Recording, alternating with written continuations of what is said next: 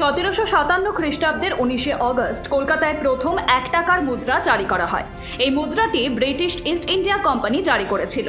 1757 খ্রিস্টাব্দে পলাশীর যুদ্ধে জয়লাভের পর ইস্ট ইন্ডিয়া কোম্পানি বাংলার নবাবের সঙ্গে একটি চুক্তি করে। এই চুক্তিতেই কোম্পানিটি মুদ্রা তৈরির অধিকার পেয়েছিল। কোম্পানিটি কলকাতায় একটি টাকশাল কারখানা স্থাপন করে। 1757 খ্রিস্টাব্দের এই দিনেই প্রথম 1 টাকার মুদ্রা জারি করা হয়। এই মুদ্রা প্রবর্তনের আগে ভারতের বিভিন্ন অঞ্চলে বিভিন্ন ধরনের মুদ্রা প্রচলিত ছিল। 1835 সালে ভারতীয় মুদ্রা আইন পাশ হয়। এই মুদ্রাগুলির একদিকে ব্রিটিশ রাজা চতুর্থ উইলিয়ামের মাথা এবং অন্যদিকে ইংরেজি ও ফরাসি মুদ্রার মূল্য মুদ্রিত ছিল। 1857 সালের বিদ্রোহের পর ভারতের শাসন সরাসরি ব্রিটিশ রাজত্বের হাতেই চলে যায়। এরপর মুদ্রাগুলিতে ব্রিটিশ রাজার ছবি ছাপা হতে শুরু করে। 19 অগস্ট বলিয়া বলিদান দিবস হিসেবে পালিত হয়। 1942 সালের 19 অগস্ট ব্রিটিশ শাসনের বিরুদ্ধে লড়াই করে জীবন উৎসর্গকারী বিপ্লবীদের স্মরণে এই দিনটি উদযাপিত হয়। 9 অগস্ট মুম্বাই সম্মেলনে গান্ধী ভারত ছাড়ো আন্দোলন শুরু করার পর ব্রিটিশ সরকারের বিরুদ্ধে আন্দোলন সারা দেশে শুরু হয়, কিন্তু বলিয়ায় এর উল্লেখযোগ্য প্রভাব পড়েছিল।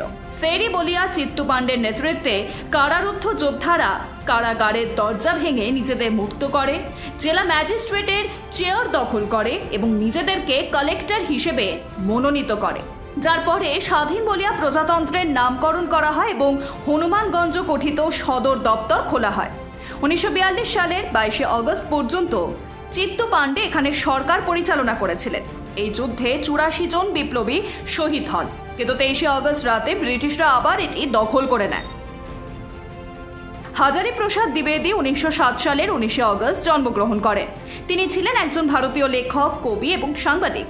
হাজারি প্রসাদ দ্বিবেদী উত্তরপ্রদেশের বলিয়া জেলার একটি ছোট্ট গ্রামে জন্মগ্রহণ করেন। তিনি গ্রামে প্রাথমিক শিক্ষা লাভ করেন এবং উচ্চশিক্ষার জন্য বেনারস হিন্দু বিশ্ববিদ্যালয়তে ভর্তি হন।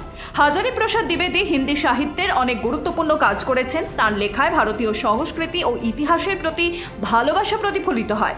তিনি সংস্কৃত সাহিত্যে পারদর্শী ছিলেন। 1957 সালে তিনি পদ্মভূষণে ভূষিত হন। তার কবিতা সংকলনের জন্য তিনি সাহিত্য একাডেমি পুরস্কারও পেয়েছেন। লখনৌ বিশ্ববিদ্যালয় তাকে ডিলিট ডিগ্রি প্রদান করে। সুন্দর শাস্ত্রী সত্যমূর্তি 1887 সালের 19 অগস্ট জন্মগ্রহণ করেন।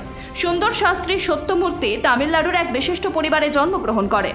সত্যমূর্তি ভারতীয় স্বাধীনতা সংগ্রামের সক্রিয় ভূমিকা পালন করেছিলেন। সত্যমূর্তি বঙ্গভঙ্গ, রাওলাত আইন, জালিয়ানওয়ালাবাগ গণহত্যা এবং সাইমন কমিশনের বিরুদ্ধে বিক্ষোভে অংশ নিয়েছিলেন। তিনি ভারতীয় গণপরিষদের সদস্য হিসেবেও দায়িত্ব পালন করেছিলেন এবং স্বাধীন ভারতের সংবিধান প্রণয়ন প্রক্রিয়ায় অবদান রেখেছিলেন। সত্যমূর্তিকে কুমারস্বামী কামরাজের রাজনৈতিক গুরু হিসেবেও স্মরণ করা হয়, যিনি 1954 থেকে 1963 সালের মধ্যে তামিলনাড়ুর মুখ্যমন্ত্রী ছিলেন। 1987 সালে তার নামে একটি ডাকটিকিট জারি করা হয়। 1943 সালের 28 মার্চ তার মৃত্যু হয়।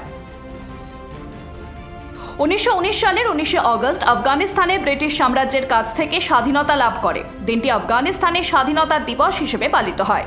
যদিও আফগানিস্তান কখনো ব্রিটিশ উপনিবেশ ছিল না, ব্রিটিশরা এখানে 3টি যুদ্ধ করেছিল। একেই অ্যাংলো আফগান যুদ্ধ বলা হয়। 1839 থেকে 1842 সাল পর্যন্ত প্রথম যুদ্ধ হয়। ব্রিটেন ভয় পেয়েছিল যে রাশিয়া আফগানিস্তান দখল করতে পারে, তাই ব্রিটেন আফগানিস্তান দখল করতে আক্রমণ করেছিল।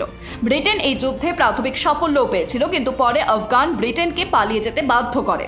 তারপর 1878 সালে ব্রিটেন আবার আফগানিস্তান আক্রমণ করেন এবং কাবুল দখল করে নেয়। প্রথম বিশ্বযুদ্ধে ব্রিটেন উসমানীয় সাম্রাজ্যের বিরুদ্ধে লড়াই করেছিল এবং আফগানিস্তান উসমানীয়দের পাশেই দাঁড়িয়েছিল। এর ফলে আফগানিস্তানে ব্রিটেনের হস্তক্ষেপ শুরু হয়। 1919 সালের 20 ফেব্রুয়ারি আফগানিস্তানের শাসক হাবিবুল্লাহ খানকে হত্যা করা হয় এবং তার পুত্র আমানুল্লাহ খান রাজা হন। আমানুল্লাহ ব্রিটেনের কাছ থেকে স্বাধীনতা ঘোষণা করেন। 1919 সালের অগস্টে রাওয়ালপিন্ডিতে একটি চুক্তি স্বাক্ষরিত হয়, যেখানে ব্রিটেন আফগানিস্তানের স্বাধীনতাকে স্বীকৃতি দেয়। शिक्षा देश का गौरव है और आरकेडीएफ यूनिवर्सिटी शिक्षा का उद्यम है। आरकेडीएफ में सवारे अपना भविष्य। पीएचडी, एमफिल करें अपने पसंदीदा विषय में। सर्टिफिकेट डिप्लोमा के 74 कोर्सेज। आरकेडीएफ यूनिवर्सिटी शिक्षा देश का गौरव है और आरकेडीएफ यूनिवर्सिटी शिक्षा का उद्यम है। RKDF में सवारे अपना भविष्य। PhD MPhil करें अपने पसंदीदा विषय में। सर्टिफिकेट डिप्लोमा के 74 कोर्सेज। RKDF university. शिक्षा देश का गौरव है और RKDF यूनिवर्सिटी शिक्षा का उद्यम है। RKDF में सवारे अपना भविष्य। PhD MPhil करें अपने पसंदीदा विषय में। सर्टिफिकेट डिप्लोमा के 74 कोर्सेज। RKDF university.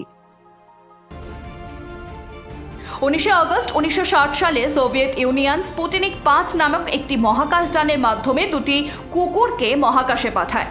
কোরবাল স্পুটনিক 2, যা স্পুটনিক 5 নামেও পরিচিত, মহাকাশ ভ্রমণের সময় জীবিত প্রাণীর ওপর প্রভাব অধ্যয়নের মূল উদ্দেশ্য নিয়ে চালু করা হয়েছিল। এটি মহাকাশের কঠোর পরিবেশে জীবিত প্রাণীরা কিভাবে আচরণ করে তা বোঝার চেষ্টা করছিল। বেলকা এবং স্ট্রেলকা নামে স্পুটনিক 5-এ থাকা দুটি কুকুর মহাকাশে একদিন কাটিয়েছিল এবং তারপর নিরাপদে পৃথিবীতে ফিরে এসেছিল। এরাই প্রথম জীব যারা মহাকাশে গিয়েছিল। স্পুটনিক 5 মহাকাশযানে দুটি কুকুর সহ 42টি ইঁদুর এবং বিভিন্ন গাছপালা ছিল। পাশাপাশি একটি টেলিভিশন ক্যামেরা ছিল যা কুকুরগুলির ছবি তুলেছিল। 20 আগস্ট মহাকাশযানটি পৃথিবীতে ফিরে আসে। এই সময় একটি কুকুরের খিঁচুনি এবং বমি হয়েছিল। মৃত্যুর পর দুটি কুকুরের মৃতদেহ ট্যাক্সিডার্মির মাধ্যমে সংরক্ষণ করা হয়েছিল এবং মস্কো স্পেস অ্যান্ড অ্যারোনটিক্স মিউজিয়ামে প্রদর্শিত হয়েছিল। প্রতি বছর 19 আগস্ট বিশ্ব ফটোগ্রাফি দিবস হিসেবে পালিত হয়। বিশ্ব ফটোগ্রাফি দিবস প্রথম ফ্রান্সে উদযাপিত হয়েছিল। 1839 সালের 9 জানুয়ারি বিশ্বের প্রথম আলোকচিত্র প্রক্রিয়া উদ্ভাবিত হয়। এই পদ্ধতির নাম ছিল ড্যাগুয়ারোটাইপ। জোসেফ নিসফর এবং লুই ডাউগন নামে দুজন বিজ্ঞানী এটি আবিষ্কার করেছিলেন। এর কৌশল ছিল ফটোগ্রাফির প্রথম প্রক্রিয়া। এই কৌশলটি আবিষ্কার 19 আগস্ট 1839 সালে ফরাসি সরকার ঘোষণা করেছিল। এই দিনটি ফটোগ্রাফি শিল্পের গুরুত্বকে স্বীকৃতি দেওয়ার জন্য নিবেদিত।